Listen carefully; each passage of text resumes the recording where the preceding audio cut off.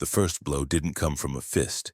It came from a voice, sharp, loud, and meant to cut. I was standing beside the long oak table at the reception hall, fingers resting on the smooth edge I'd sanded myself years earlier, when my son's husband leaned in close enough that only I could hear him. "You should hand over the keys now," he said, smiling for the cameras. "No need to drag this out." The music was still playing. Glasses clinked. People laughed. My son's wedding, his wedding, was unfolding around us in linen and candlelight. And yet, in that moment, everything narrowed to the grip tightening on my chest. I am 68 years old. I have buried a wife, rebuilt a farm after a fire, and carried a family through years when money was thin and pride was thinner. I did not expect to be shaken at my own child's wedding. "I don't know what you're talking about," I said quietly. He laughed again, louder this time. A few heads turned. "The farm," he said, "and the city house. You're done with both. Let's not embarrass you in front of everyone." I looked toward my son.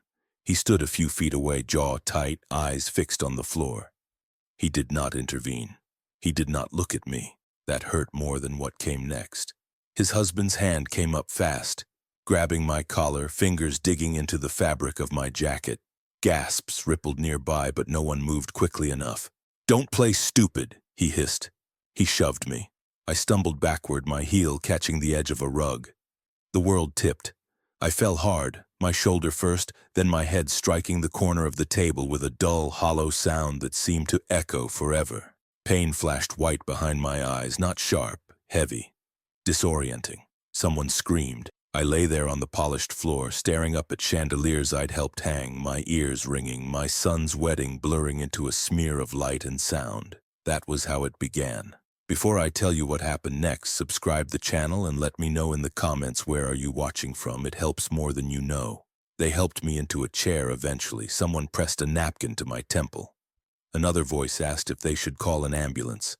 I waved them off, more angry than hurt. My son's husband stood nearby, arms crossed now, already rehearsing the version of events he would tell. "He lost his balance," he said calmly.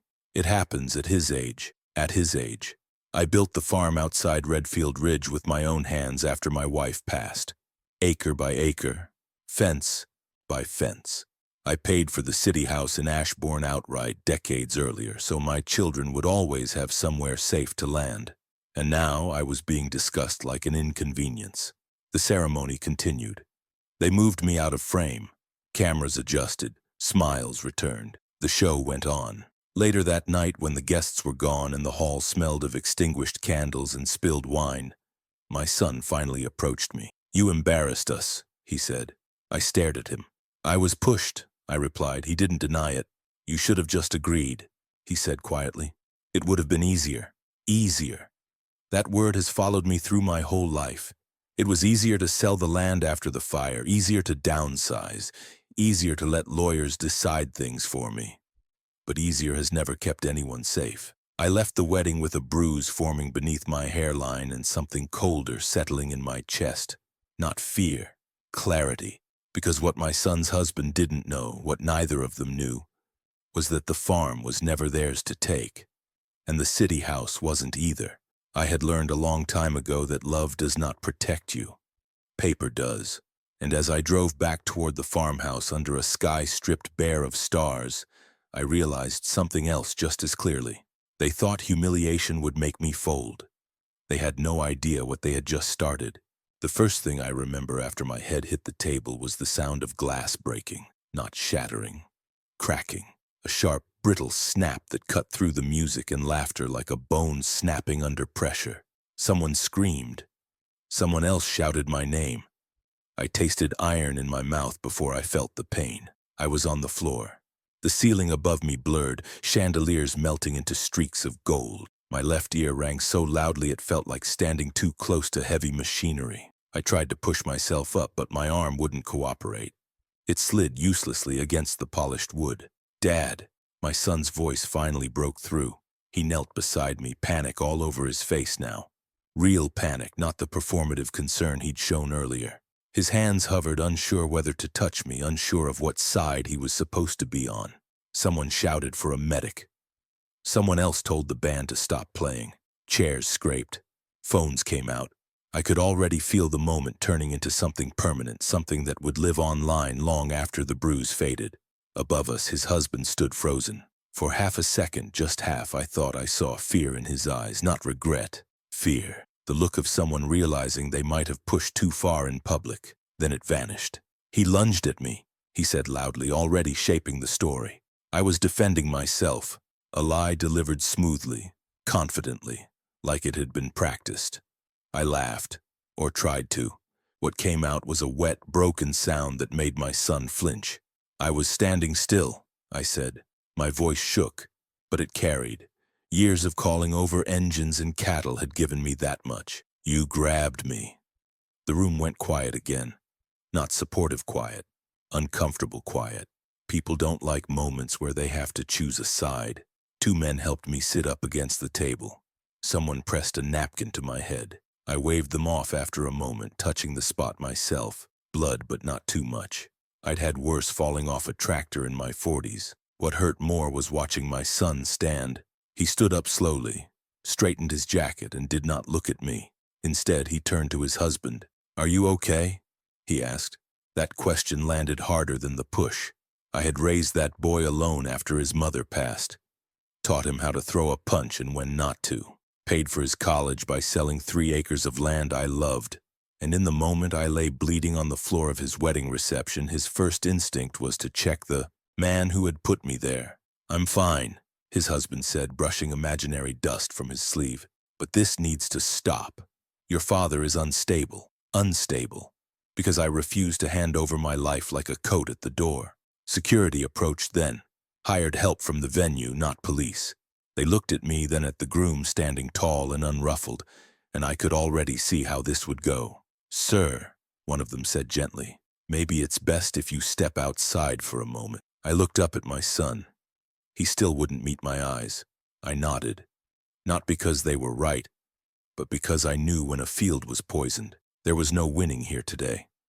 Not in front of white tablecloths and champagne flutes. As they helped me to my feet, his husband leaned in close enough that only I could hear. "This is just the beginning," he whispered. "You should have signed." Something in me settled then. Not anger, not fear. Certainty. Outside, the evening air was cool and smelled faintly of cut grass and spilled wine. I sat on a stone bench while a medic checked my head. The music inside resumed, softer this time, as if nothing irreversible had just happened. I thought of the farm, the early mornings, the city house with its narrow staircase and creaking pipes, the documents locked away where no one ever thought to look. I had planned to keep the peace for my son's sake. That plan ended on a polished oak table. Inside the reception hall, toasts were being made, glasses raised, smiles practiced. And inside my jacket pocket, my phone buzzed. A message from my lawyer. Just 3 words. "Do not worry." I closed my eyes, feeling the dull ache spread across my skull, and for the first time that night I smiled, because they thought humiliation was the end of me. They had no idea it was the start, and what would come next would turn their celebration into a reckoning they could never undo. I woke up to the sound of my own name being said like a warning, not shouted, not whispered. Spoken carefully, as if whoever said it wasn't sure I deserved volume. The ceiling above me was unfamiliar, white, speckled with a long crack running diagonally like a fault line. The smell told me where I was before my eyes fully focused. Disinfectant, old coffee, latex gloves, hospital. Again, a dull ache pulsed at the back of my skull, deep and rhythmic like a second heartbeat. I tried to move my head and immediately regretted it. Pain bloomed bright and sharp, and I sucked in a breath through clenched teeth.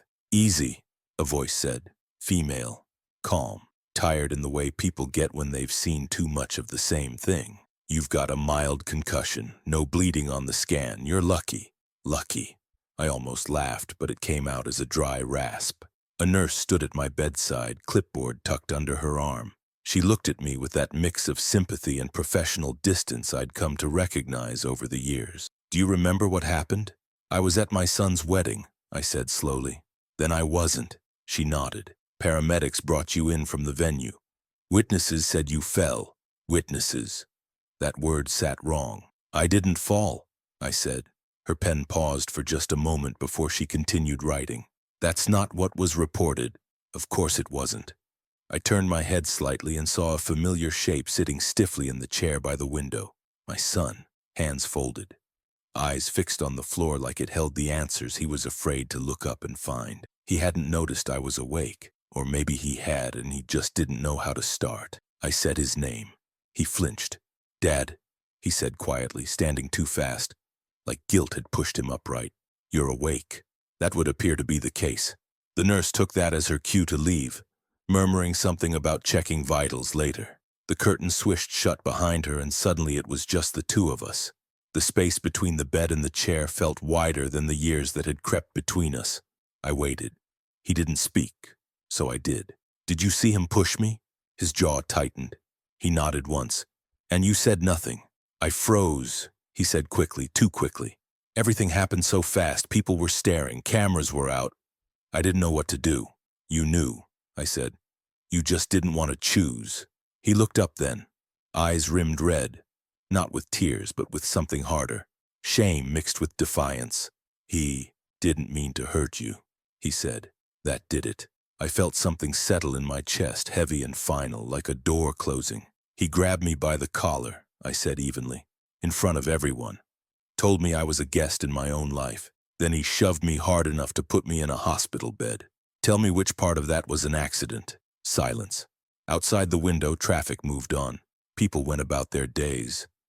Somewhere music was probably still playing at the reception. Cake being cut, glasses raised, life continuing.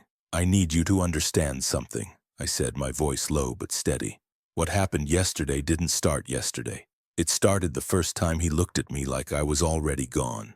My son sat back down, slower this time. He says you're confused, he muttered. That you don't remember signing things. That the houses, the land, it's all being handled by him. He didn't deny it. I closed my eyes for a moment, not because I was tired, but because I needed the darkness to think, to remember. The city house, the farm, the papers I'd signed years ago, long before weddings and champagne and entitlement. Documents I'd put in place after watching friends lose everything to children who meant well but married poorly. Trusts, clauses, safeguards. Things I'd never spoken about because I never imagined I'd need to. I want you to listen to me carefully, I said, opening my eyes again. Nothing he took yesterday was his to take. My son frowned. What do you mean? I mean the farm is protected. I mean the city house is not in your name or his or anyone else's, but a trust that answers only to me. I mean the paperwork he's waving around is smoke. His face drained of color. That's not possible, he said. He showed you what he wanted you to see, I cut in. And you let him. The silence stretched again, but this time it felt different, tighter, charged. What are you going to do? My son asked finally. I looked at the bandage reflected faintly in the metal rail of the bed, at the old man staring back, bruised, slower, but very much awake. I'm going to rest, I said. Then I'm going to stand up, and after that I'm going to remind everyone exactly whose name is on what. My son swallowed. He won't like that. I met his eyes. He shouldn't have put his hands on me then. As the nurse returned to check my vitals, I felt it clearly for the first time since the wedding. Not fear, not grief, but resolve. They thought humiliation would make me small. They forgot something important. I survived a lifetime before them, and what comes next doesn't happen quietly. The hospital room smelled like antiseptic and old coffee. Machines hummed softly beside me, tracking a heart that had been bruised more by betrayal than by the fall. A bandage wrapped the back of my head tight enough to remind me of what happened every time I shifted. I was 68 years old, lying in a bed I didn't choose because my son's husband thought humiliation was an acceptable wedding gift. The doctor told me I was lucky. A concussion, stitches, no skull fracture. I nodded and thanked him because that's what men my age do when pain is inconvenient rather than dramatic. But luck wasn't the word I'd use. Survival was. Evan sat in the chair by the window, hands clasped, eyes fixed on the parking lot 3 floors below. He hadn't looked at me since they wheeled me in. You should go home, I said quietly. He flinched like I'd struck him. I tried to stop him, Evan said. I swear I did. You watched, I replied. My voice didn't rise. It didn't need to. You watched him grab me. You watched me fall. Silence stretched between us. Rowan hadn't come. Not to apologize, not to explain, not even to gloat. Instead, I got a visit from a woman named Lila Cortez. She introduced herself as an attorney retained by the venue. Liability concerns, incident reports, witness statements. She asked if I wanted to press charges. I want the truth documented, I said, and I want copies of everything. Her eyebrow lifted slightly. That's usually not the first answer. I've had time to think, I said. That was when the nurse handed me my phone. The screen was full of missed calls, voicemails, messages not from Evan, from Rowan's parents. They wanted to talk things through.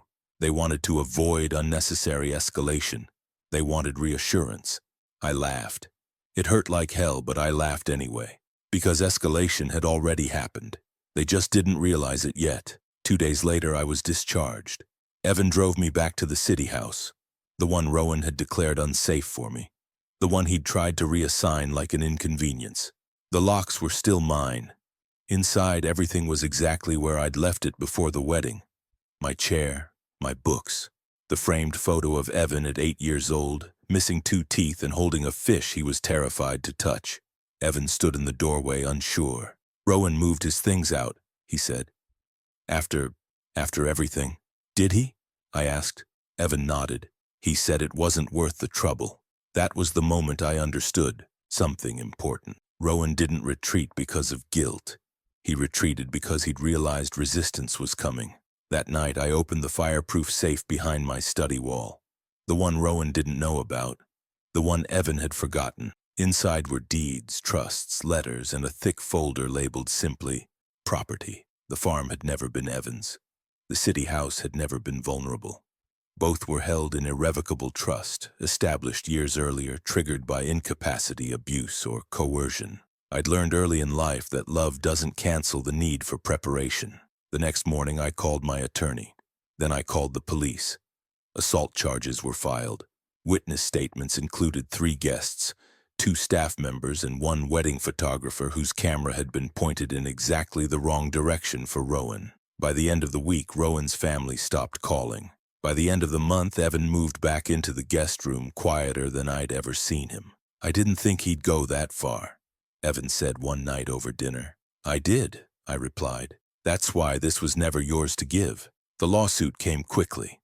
Rowan claimed provocation, claimed confusion, claimed stress.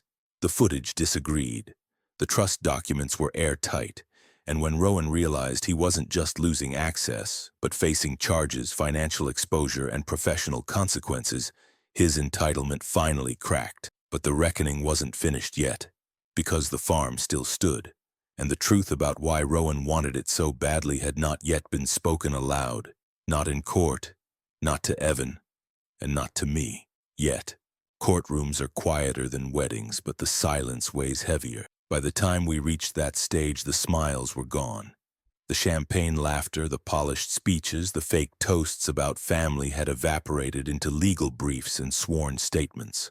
My son sat 2 rows ahead of me, shoulders rigid, hands clasped like he was praying for something he no longer believed in. His husband sat beside him, jaw tight, confidence cracked but not gone. Men like him don't collapse easily.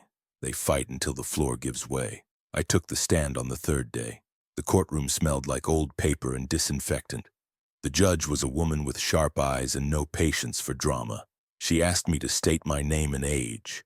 I told her I was 68. She asked me to describe what happened at the wedding. I did not raise my voice. I did not soften anything either. I told her about standing near the barn doors, about the wine glass in his hand, about the way his fingers curled into my collar like he was grabbing a rag. I described the shove, the table edge, the sound my skull made when it connected with solid oak. I told her how no one moved fast enough, how the music kept playing for a few seconds after I hit the floor. My son stared straight ahead. When I finished, the courtroom was still. Then my lawyer stood and slid the first document onto the screen, the farm deed. Not the copy my son-in-law had waved around at the wedding like a trophy, and the original filing. The one with the quiet clause written into it years earlier. A survivorship safeguard, a non-transfer provision, language so clear it left no room for interpretation. The farm could never be transferred, sold, or leveraged without my direct written consent, and even then only after my death and only to a trust I controlled. Murmurs rippled through the room. My son-in-law leaned forward for the first time. Then came the second document, the city house. He had assumed it was mine outright. He had assumed wrong. That property sat under a family preservation trust created decades earlier after my wife passed. A trust that explicitly barred spouses of beneficiaries from gaining ownership rights. A trust that required unanimous trustee approval for any transfer. I was the sole trustee. My son-in-law's lawyer tried to object. The judge shut it down with a single raised hand. Then my attorney presented the medical records, the head injury, the concussion, the stitches, the neurologist's notes stating the fall could have been fatal. Photos followed. Not dramatic, not sensational, just factual. My blood on the table edge, the bruise blooming across my temple, the collar of my jacket stretched and torn. My son-in-law finally stood. He tried to explain, tried to spin, claimed stress, claimed alcohol, claimed misunderstanding. The judge let him speak. Then she asked one question that ended everything. Why did you believe you were entitled to property that did not legally belong to you? He opened his mouth. Nothing came out. Because entitlement has no language once the law shows up. The ruling came swiftly. The court invalidated every document my son had signed under pressure. Power of attorney was revoked. Temporary restraining orders were issued preventing my son-in-law from contacting me or entering either property. But the sharpest blow came last. The judge ruled that the assault, combined with attempted coercion and financial abuse, constituted grounds for civil damages. My son-in-law would pay. Not symbolically, substantially, enough to strip away the lifestyle he had built on intimidation and assumption. My son looked back at me then, really looked. His eyes were red, his mouth trembled. I saw the boy he used to be flicker there, briefly, painfully. But some things cannot be undone by regret. Court adjourned. As people filed out, my son-in-law walked past me without a word. No apology, no glare. Just a man realizing the ground beneath him was gone. I stayed seated for a moment longer.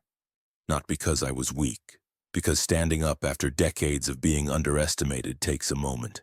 Outside, the sky was clear. Wind moved through the trees lining the courthouse steps. I inhaled. The farm was still mine. The city house was still mine. My name still meant something. But the real reckoning wasn't finished yet. Because the court could strip property, it could not undo blood. And the hardest conversation, the one between father and son, was still waiting.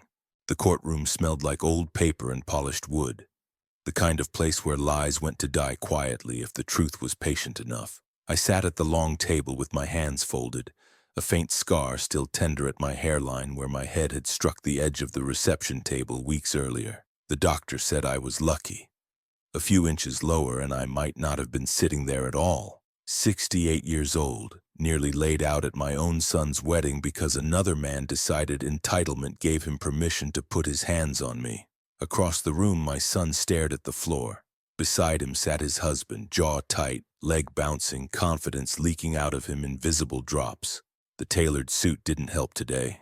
Neither did the smug posture. He looked smaller under fluorescent lights, stripped of the performance he'd perfected. The judge entered. We rose, we sat, and then the truth began its slow, methodical walk forward. My attorney didn't start with the slap or the shove or the blood. She didn't start with the humiliation, even though the security footage of him grabbing my collar had already been admitted into evidence. She started with paper. Let's talk about ownership. She placed the first document on the screen. The farm deed. My name alone. Dated decades back. No amendments, no transfers. Then the city house. Same thing. The room shifted. My son's husband leaned toward his lawyer, whispering sharply. His lawyer's face didn't change. That's how I knew it was over. You see, my attorney continued calmly, my client anticipated pressure long before this wedding ever happened. He structured his estate carefully. Separate trusts, separate properties, no shared control. No power of attorney that allowed asset transfer without dual verification. The judge adjusted his glasses.